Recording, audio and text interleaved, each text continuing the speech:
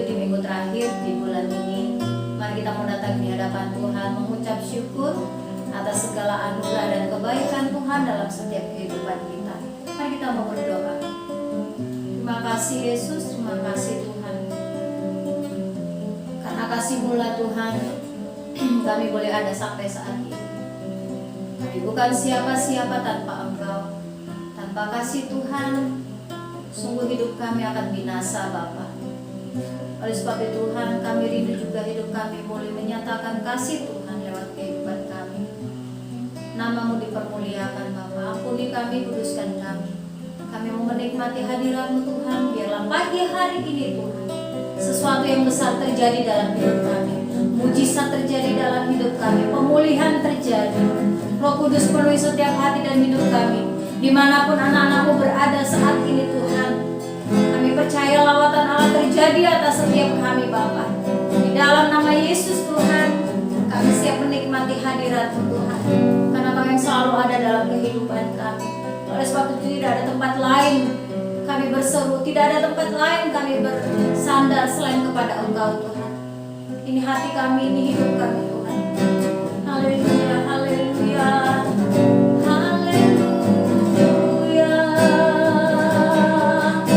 Bersyukur buat kebaikan Tuhan, sebab Dia baik, Dia sungguh baik. Haleluya. Ini hidup kami Tuhan, layakan kami, penuhi kami dengan Roh-Mu. Kami rindukan Engkau, Kau segalanya Tuhan. Haleluya. Terima kasih Tuhan. Kami tahu kebaikan dan kasih-Mu Tuhan tidak bisa diukur oleh apapun Bapa. Sungguh Kau Bapa yang tidak pernah memandang masa lalu kami. Sungguh Kau Bapa yang tidak pernah memandang dosa-dosa kami Tuhan. Pribadi-Mu sungguh yang kami rindukan dalam hidup kami saat ini Tuhan. Terima kasih Yesus, terima kasih. Mari kita mau naikkan pujian kita kepada Tuhan. Kita mau katakan kepada Tuhan, semusim berlalu, semusim berlalu, namun Kau selalu lihat aku. Amin. Kasih dan setiamu tak pernah layu.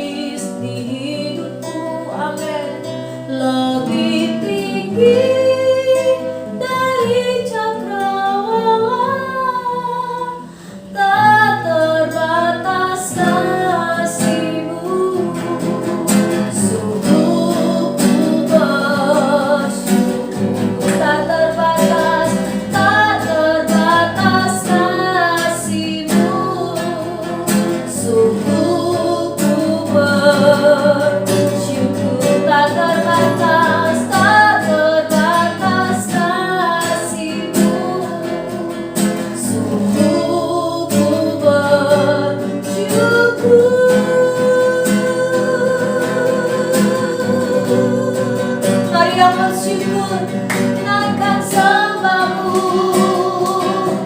Katakan terima kasih Yesus, semua karena kasih-Mu, semua karena kebaikan-Mu. Kata-kata sarankan Tuhan, anugerah-Mu limpah atas kami.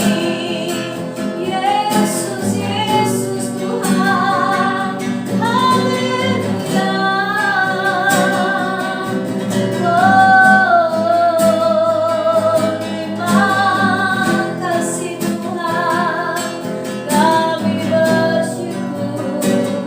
Ya Allah, bersyukur ya Allah. Penuhi setiap hati jemaat-Mu Tuhan, penuhi setiap hati yang lapar dan haus akan Engkau pagi hari ini Tuhan. Kau tahu kerinduan kami, Kau tahu hati kami Tuhan. Haleluya. Terima kasih Tuhan. Haleluya. Terima kasih Bapa, terima kasih Tuhan, terima kasih. Musim boleh berganti Tuhan, tapi kami tahu kasih dan rahmat-Mu selalu ada buat kami. Cinta-Mu tak pernah Kau putuskan dalam kami Tuhan. Kau selalu menyatakannya bagi setiap kehidupan kami Tuhan. Sungguh Bapa, kesetiaan-Mu tidak ada duanya di dunia ini Bapa. Terima kasih Yesus, terima kasih Tuhan. Kami kagum akan Engkau, kami bangga akan Engkau Tuhan. Saat ini Tuhan kami mau bersyukur, kami mau bersorak-sorai di dalam Engkau.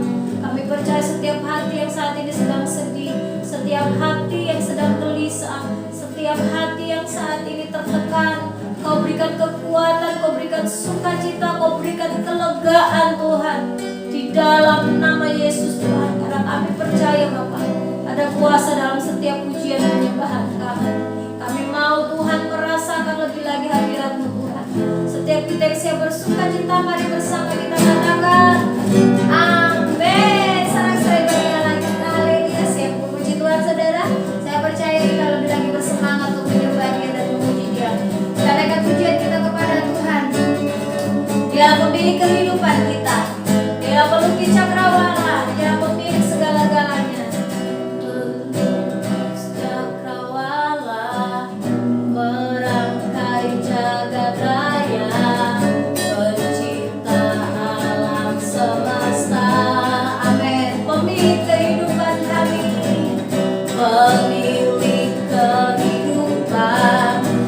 Sanggup menyelamatkan, Dialah jalan kebenaran. Nyatakan kerinduanmu, katakan kami rindukan kuasa lawatanmu. Kebangkitan pasti terjadi. Oh, datanglah dan berkata, kuat dan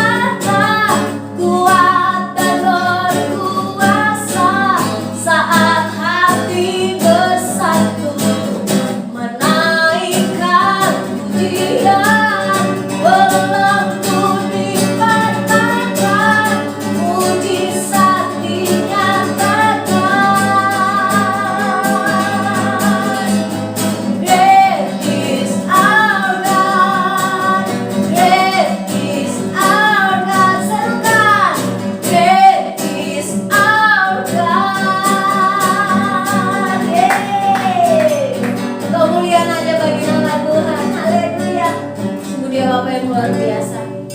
Biar sukacita Allah menyertai setiap kita. Dan kita mau siapkan hati kita untuk kebenaran firman Tuhan pada pagi hari ini. Terima kasih Tuhan. Kau pemilik kehidupan kami. Bertahtalah Engkau dalam hidup kami. Dan kami katakan, kami hidup karena perkataan Tuhan. Kami hidup karena apa yang Tuhan mau dalam hidup kami. Karena Kau pemilik kehidupan kami Tuhan. Terima kasih Yesus, terima kasih Bapa. Nyatakan isi hati-Mu bagi kami. Karena Engkaulah perisai kami, Engkaulah kekuatan kami. Di saat badai bergelora dalam hidup kami tahu tempat yang teraman itu hanya di dalam hadirat Tuhan. Oleh sebab itu Tuhan, kami mau tetap dalam hadirat-Mu. Kami mau tetap hidup dalam kebenaran firman-Mu Tuhan. Haleluya, haleluya. Engkaulah perisaiku, amin. Saat badai hidup menerpaku, janji-Mu Tuhan, janji-Mu di dalamku, pulihkan jiwaku.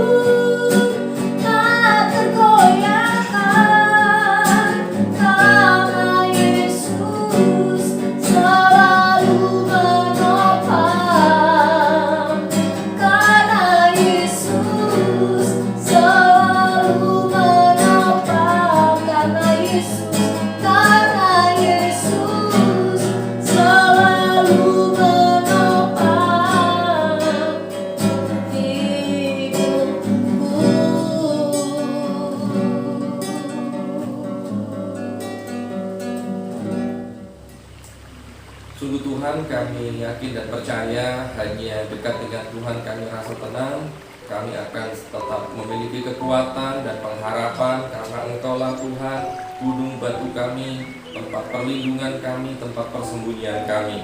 Pagi hari ini kembali kami siap Tuhan untuk menerima suara-Mu, karena kami percaya bahwa di dalam firman Tuhan ada kuasa yang besar untuk mengadakan, melakukan segala sesuatu. Di dalam nama Yesus kami sambut firman Tuhan dengan penuh sukacita. Haleluya, amin. Baik, shalom saudara dikasih Tuhan. Kembali kita bisa berjumpa di dalam kesempatan yang indah kali ini. Kita masih dalam ibadah online jarak jauh, tetapi biarlah sukacita kita tidak akan pernah berkurang untuk menyambut setiap hari Sabat, saudara ya. Pada pagi hari ini saya ingin menyampaikan satu renungan yang saya beri judul yaitu berdiri di atas batu. Ya, berdiri di atas batu. Ya, saudara, ada banyak hal yang saat ini kita dengarkan dan ternyata makin banyak juga orang yang mulai jatuh di dalam ketakutan, kekhawatiran yang belum tentu terjadi, hal-hal yang belum terjadi ternyata sudah lebih dulu mengalahkan banyak orang di dalam ketakutan. Tetapi tentu kita harus menjadi pribadi yang berbeda sesuai dengan kehendak Tuhan. Kita harus menjadi beda dengan dunia, tidak serupa dengan dunia. Dan salah satu cara adalah kita harus memastikan di mana kita berdiri, saudara ya. Nah, kita akan membaca dalam kitab Injil Matius pasal 7 ayat 24 hingga 27. Demikian bunyi firman Tuhan, setiap orang yang mendengar perkataanku ini dan melakukannya, ia sama dengan orang yang bijaksana, yang mendirikan rumahnya di atas batu. Kemudian turunlah hujan dan datanglah banjir. Lalu angin melanda rumah itu, tetapi rumah itu tidak rubuh sebab didirikan di atas batu.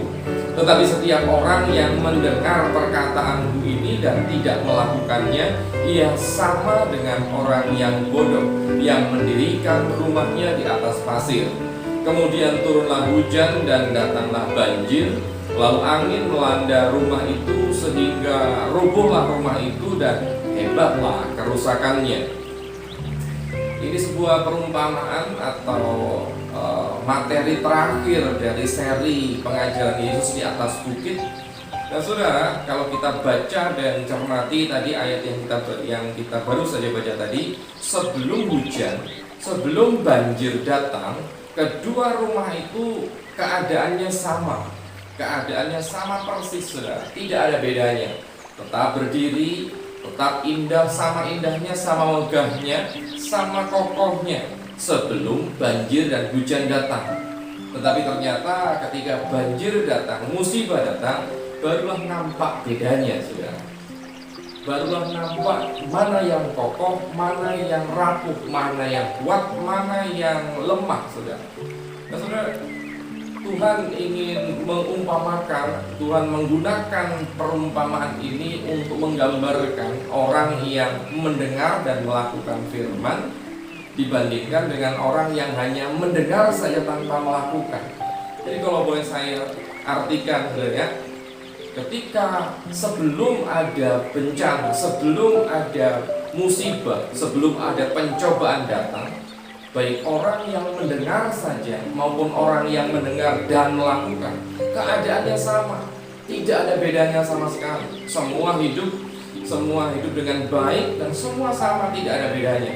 Jadi artinya, saudara, kita jangan terburu-buru untuk menilai seseorang, apakah orang itu rohani sekali atau memang orang itu kurang rohani, apakah itu orang baik, apakah itu orang kurang baik. Kita tidak bisa menilai terburu-buru seseorang sebelum dia menghadapi pencobaan, sebelum dia mengalami sebuah permasalahan, saudara.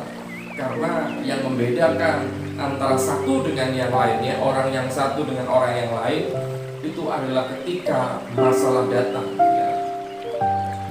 Jadi orang yang kelihatan rohani belum tentu rohani sebelum dia mengalami satu tekanan. Orang yang tampaknya lemah belum tentu lemah. Jangan-jangan dia orang yang kuat. Dan itu semua hanya bisa dibuktikan melalui datangnya masalah, melalui datangnya pencobaan. Hari-hari ini kita mengetahui bahwa semua sendi-sendi kekuatan di seluruh dunia ini mulai roboh satu persatu. Yang selama ini kita menganggap itu ada negara kuat, itu ada kelompok yang kuat, oh itu adalah satu perkumpulan yang kuat, oh dia orang yang sangat kuat. Tapi ternyata tanpa diduga mereka mulai berjatuhan satu persatu. Dan itulah bukti bahwa ternyata semua ditentukan dari dasarnya, dari fondasinya, di mana dia berdiri. Demikian juga hari ini saudara dan saya, Tuhan ingin agar ketika semua orang rebah, ketika semua kekuatan-kekuatan dunia ini mulai berjatuhan satu persatu, Mari kita buktikan bahwa kita adalah orang yang berdiri di atas batu karang yang teguh, yaitu Yesus. Sehingga apapun yang akan menimpa kita semua, apapun yang akan terjadi di hari-hari akan datang, ketika semua mulai roboh, kita tetap berdiri tegak, saudara.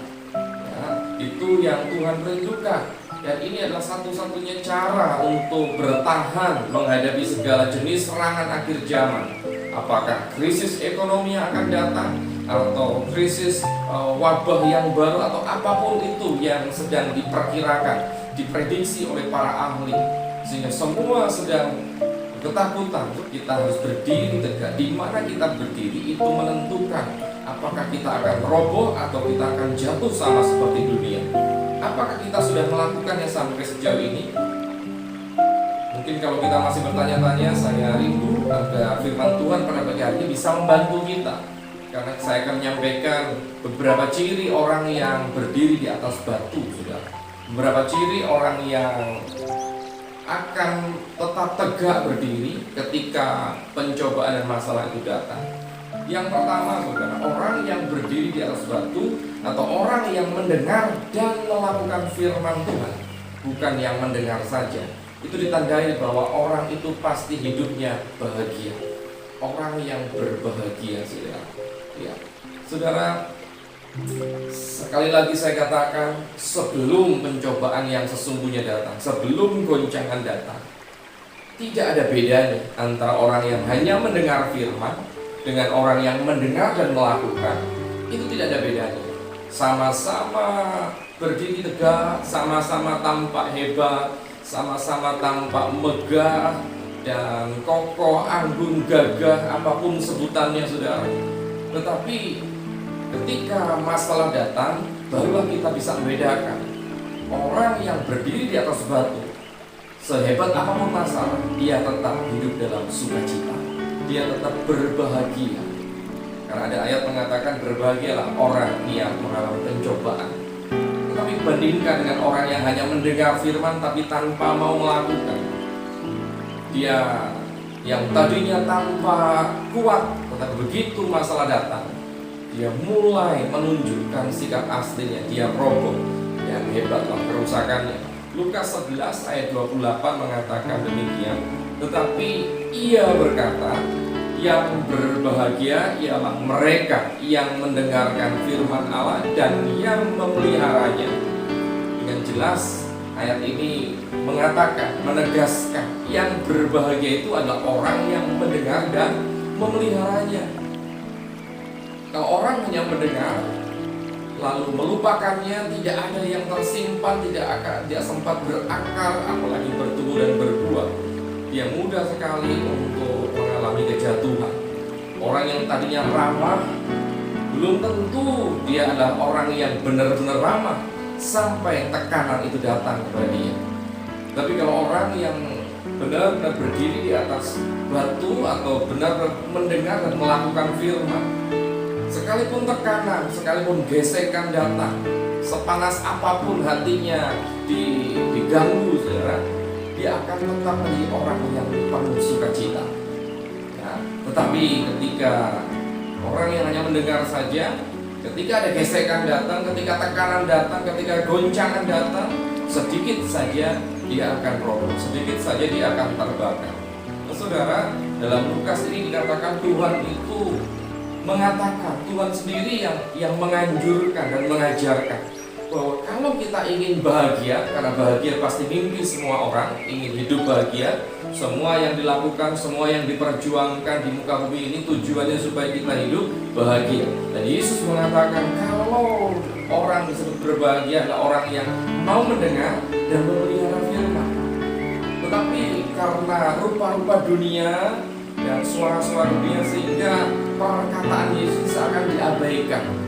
Orang lebih suka untuk berjuang dengan susah payah demi mencapai kebahagiaan. Sementara Yesus sendiri sudah mengatakan cukup mendengar dan pelihara, artinya renungkan terus firman Tuhan, sehingga ada dorongan dalam hati kita untuk melakukannya.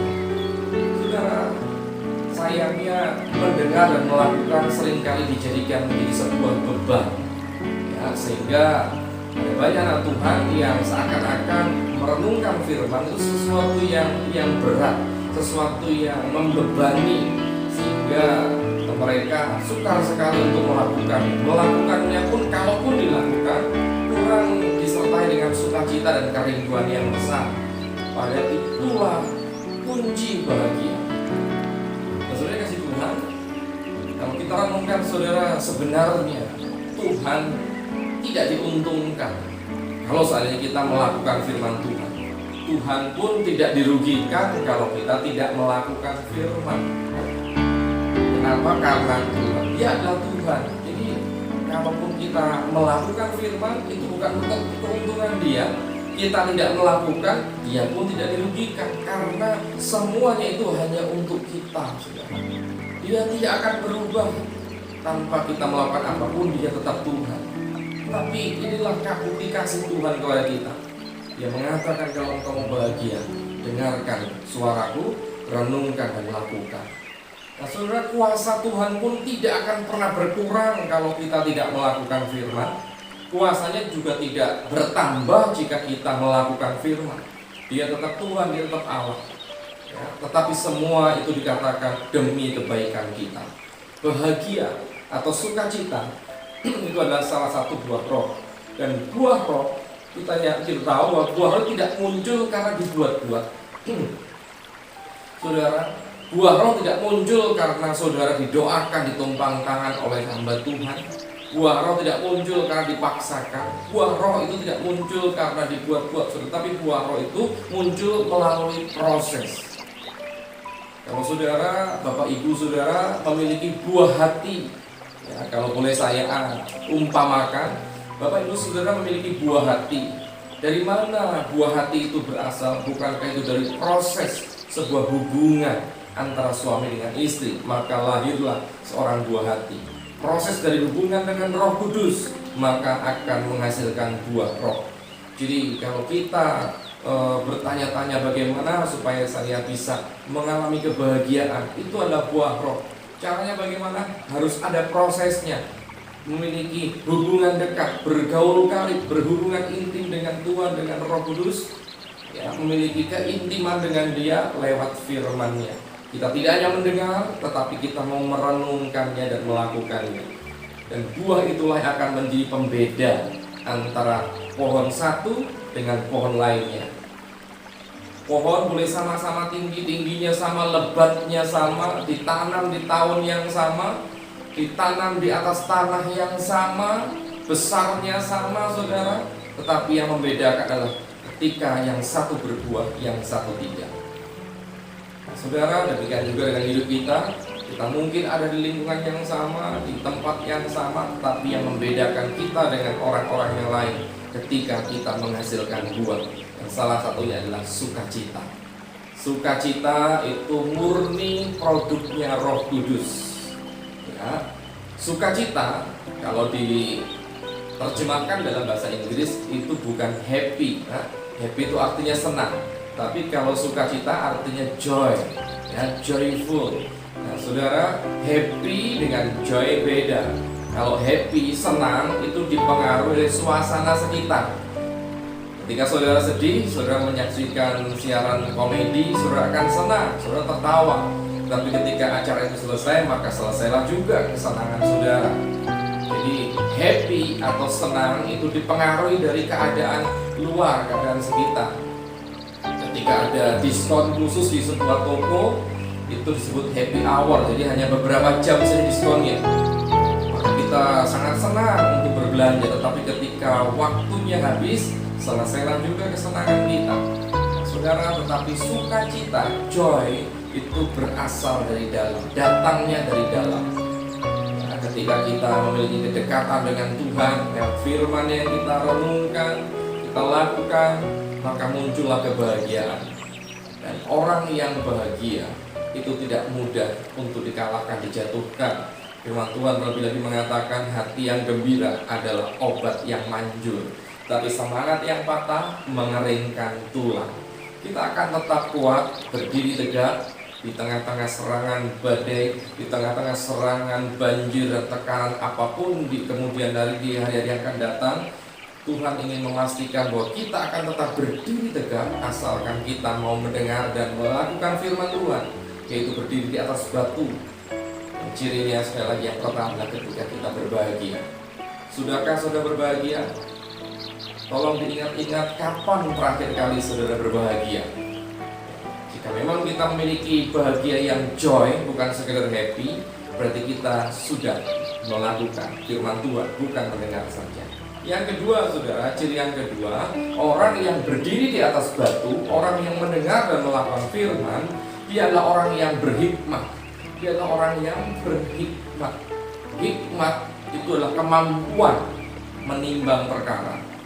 Tanpa hikmat, seseorang tidak punya kemampuan untuk menimbang perkara.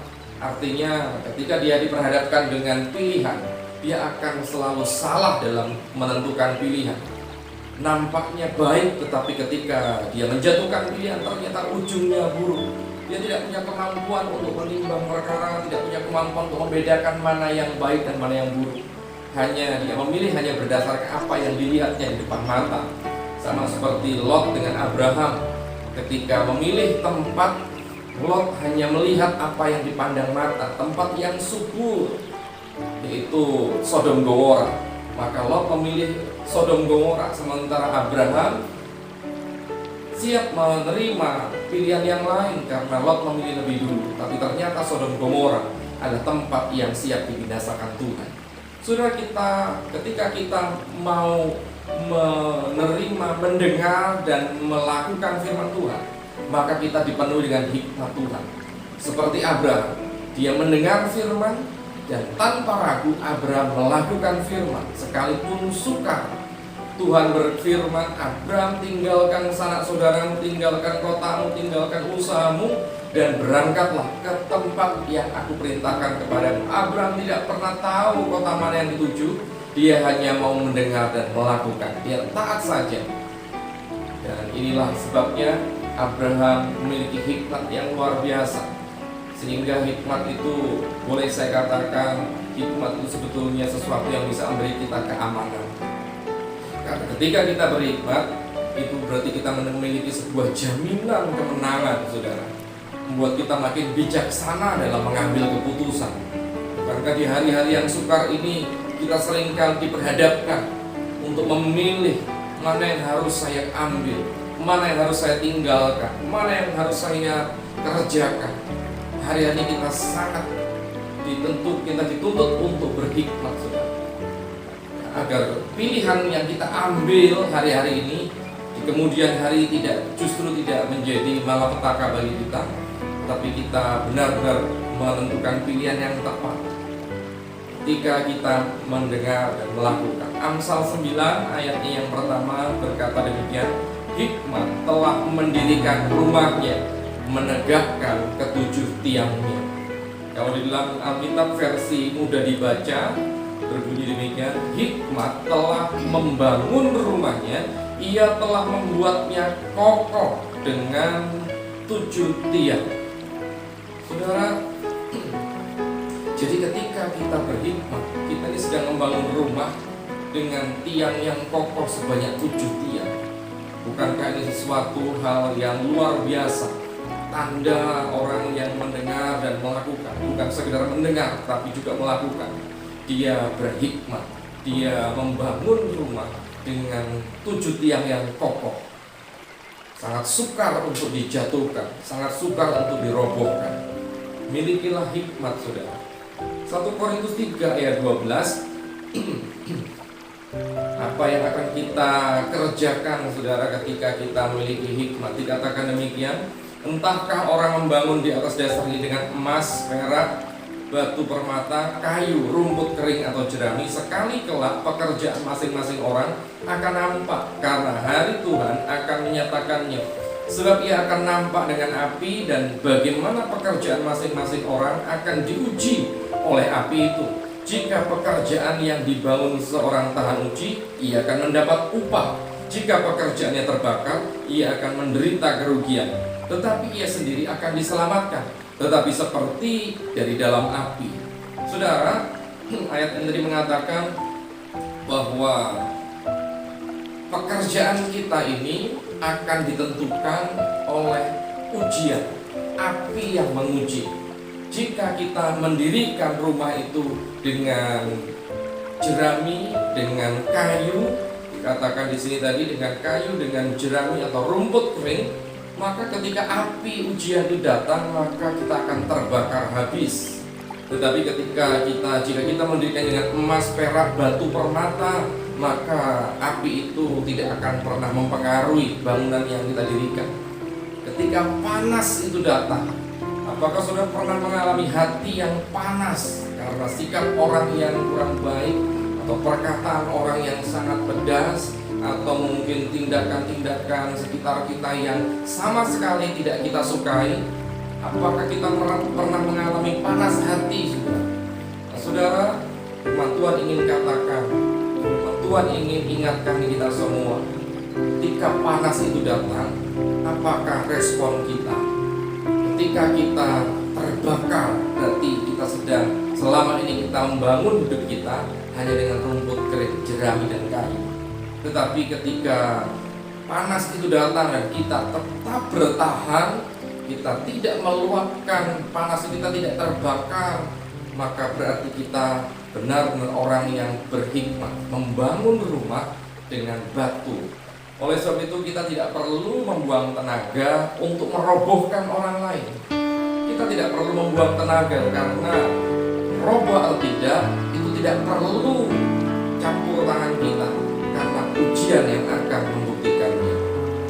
Kalau kita punya waktu, kalau kita punya tenaga, orang yang berhikmat akan menggunakan waktu dan tenaga lebih baik untuk memperkuat dasar hidup kita, untuk memperkuat dasar di mana kita berdiri, daripada kita menggunakan waktu dan tenaga kita untuk memikirkan bagaimana orang lain roboh duluan.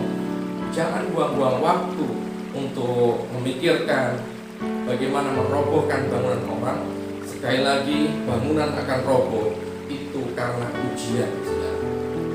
Saudara dikasih Tuhan, kita tidak perlu panas ketika ada hinaan atau caci maki kepada kelompok kita, kepada nama Yesus dipermalukan, nama Yesus dihujat. Kita tidak perlu menghabiskan energi kita untuk berpikir bagaimana melawan mereka, karena sekali lagi ujian yang akan menentukannya. Siapa yang berdiri tegak, siapa yang akan roboh. Yang ketiga, saudara, untuk bisa atau ciri dari orang yang berdiri di atas batu, yang mendengar dan melakukan firman Tuhan sehingga tidak ada satupun yang bisa merobohkannya. Kalau yang pertama kita adalah orang yang berbahagia, ciri yang kedua kita adalah orang yang berhikmat, ciri yang ketiga adalah kita adalah orang yang berkomitmen. Saudara, Tuhan mau agar kita ini menjadi kekasih hatinya. Pada saat kedatangannya kedua, Dia ingin kita siap menjadi mempelainya. Artinya Tuhan tidak main-main. Ini sungguh-sungguh. Komitmen bicara tentang kedewasaan. Komitmen bicara tentang sebuah kesungguhan. Berbicara tentang kesungguhan. Seperti pasangan suami istri ketika mengikat sebuah janji pernikahan, mereka dituntut untuk memiliki komitmen. Saudara dikasih Tuhan, orang tidak akan bisa berkomitmen, orang tidak bisa membaca, mendengar dan melakukan firman kalau tidak ada komitmen. Kalau seseorang tidak saling mengasihi, kalau seseorang itu tidak punya komitmen apa-apa dalam menjalin hubungan, mereka tidak akan pernah mudah untuk melakukan apa yang menjadi kesepakatan. Tanpa komitmen, seakan-akan tidak ada yang perlu untuk dikerjakan. Tetapi karena sebuah komitmen, maka apapun yang terjadi, bukankah kita akan tetap melakukannya? Tanda yang ketiga, ciri yang ketiga, orang yang mau mendengar dan melakukan adalah orang yang punya komitmen mengikut Kristus. Mazmur 37 ayat yang kelima, serahkanlah hidupmu kepada Tuhan dan percayalah kepadanya dan Ia akan bertindak. Dalam versi bahasa Inggris atau versi terjemahan King James Version dikatakan commit thy way unto the Lord. Jadi commit, ada kata commit, serahkan itu artinya commit, milikilah komitmen, serahkan hidupmu, berkomitmenlah kepada Tuhan dan percayalah maka Ia akan bertindak. Saudara, apapun yang akan menerpa kita, maka kita tidak perlu melakukan apa-apa ketika kita berkomitmen, memiliki komitmen dengan Tuhan, karena Tuhan sendiri akan bertindak atas setiap masalah hidup kita. Salah satu bentuk komitmen seperti yang saya katakan itulah pernikahan. Nah saudara, pernikahan itu harus sungguh-sungguh perlu pengorbanan. Komitmen tidak berlaku bagi para pengecut, komitmen tidak berlaku bagi orang-orang yang mudah menyerah, tapi bagi orang yang sanggup bertahan. Ya, kalau kita benar-benar berkomitmen dengan Tuhan, kita pasti akan bertahan di dalam kesetiaan.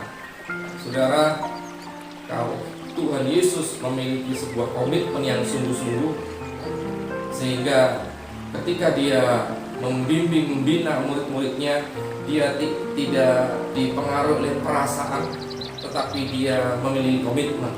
Ya, karena perasaan beda dengan komitmen. Perasaan itu dipengaruhi oleh keadaan. Keadaan baik, perasaannya senang, tetapi keadaan buruk, perasaannya jadi tidak baik atau tidak suka. Beda dengan komitmen. Ya, beda dengan komitmen. Apapun yang terjadi, orang yang berkomitmen akan tetap setia. Sama dengan orang yang mendirikan rumah di atas pasir. Mendirikan di atas pasir pasti jauh lebih mudah dibanding dengan mendirikan di atas batu. Mendirikan di atas pasir artinya dia mudah sekali untuk mencabutnya dan berpindah lagi ke tempat yang lain, dijadikan rumah yang baru. Kalau dia tidak suka, dia mudah lagi mencabutnya karena hanya di atas pasir. Pondasinya tidak terlalu dalam, tidak terlalu kuat menancap. Dia mudah sekali berpindah-pindah kemana dia suka. Ketika dia berdiri di atas pasir, dia rasa tidak suka, dia akan pindah ke tempat yang lain. Tetapi ketika pondasi itu di atas batu, tidak ada pilihan lain. Apapun yang terjadi, dia akan tetap berada di situ karena sudah tertancap kuat di atas batu. Orang yang mendengar dan melakukan firman Tuhan, apapun yang terjadi, dia akan tetap bertahan bersama Kristus dan berdiri di atas kebenaran firman Tuhan. Berbeda orang yang hanya mendengar saja. Ketika dia rasa tidak terlalu suka, dia pasti akan berpindah ke haluan yang lain. Dan itu akan terus dilakukannya. Itulah orang yang tidak punya komitmen, saudara. Nah saudara, Yesus tidak main perasaan. Yesus sangat berkomitmen. Yesus tetap membasuh kaki murid-muridnya, meskipun dia tahu salah satu murid yang dibasuhnya adalah orang yang akan mengkhianatinya, yaitu Judas Iskariot. Orang yang berkomitmen adalah orang yang setia, menyelesaikan tugas sampai tuntas. Mari kita menjadi pengikut Kristus yang berkomitmen, setia. Jangan cuma mendengar, tetapi lakukan firman Tuhan.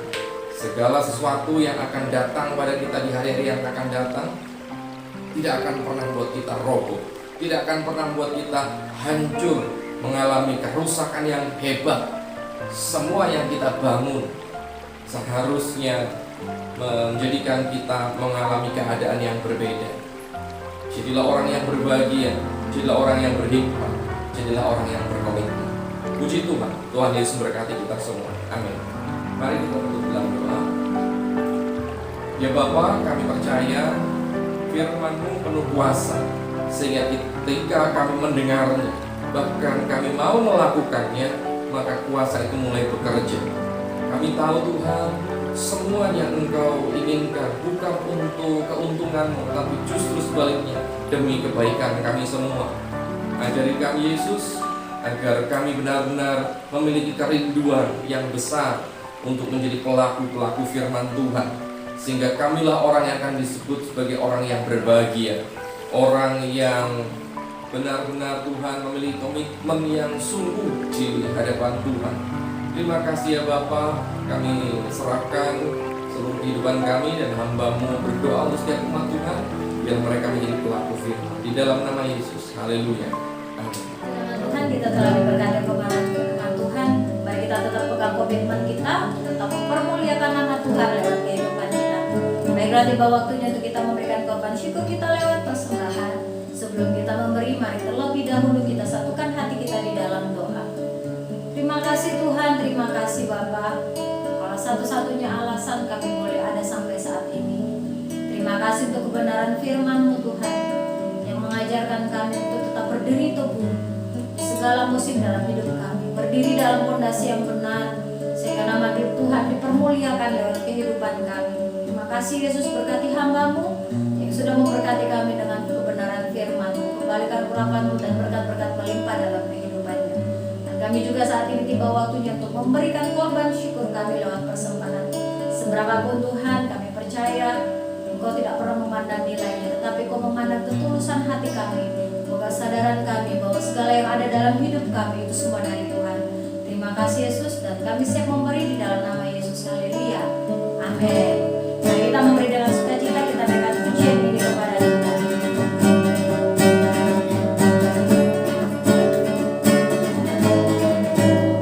Di bumi surga dan segala yang ada, sujud dan menyembah di hadapan-Mu, Allah semesta.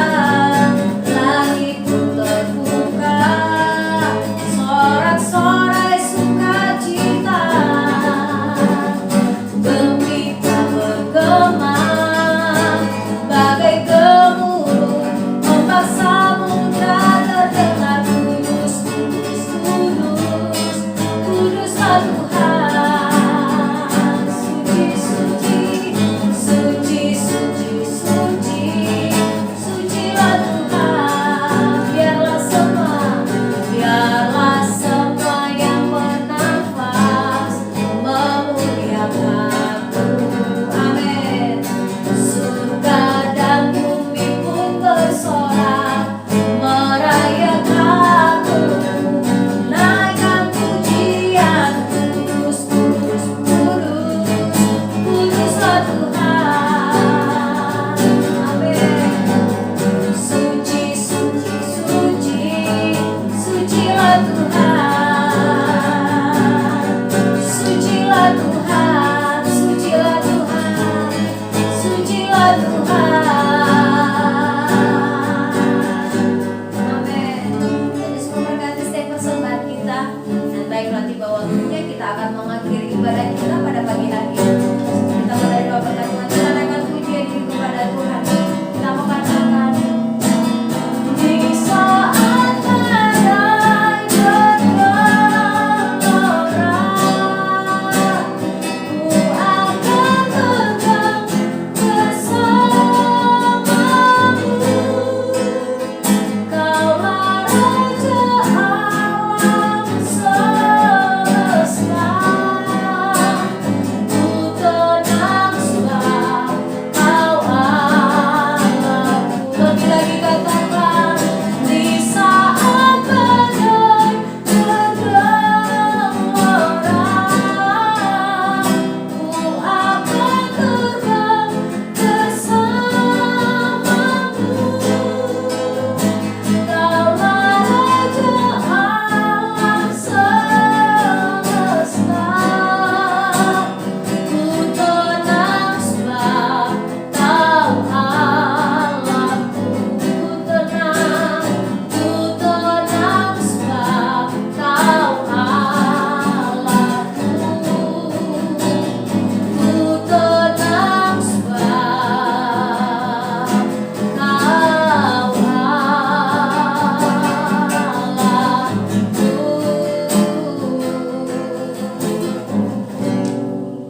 Sungguh Engkaulah ya Bapa, tempat yang kami rindukan sebagai perlindungan yang menjadi jaminan bagi keselamatan dan kekuatan kami pada minggu yang terakhir ini ya Bapa, di bulan Juli.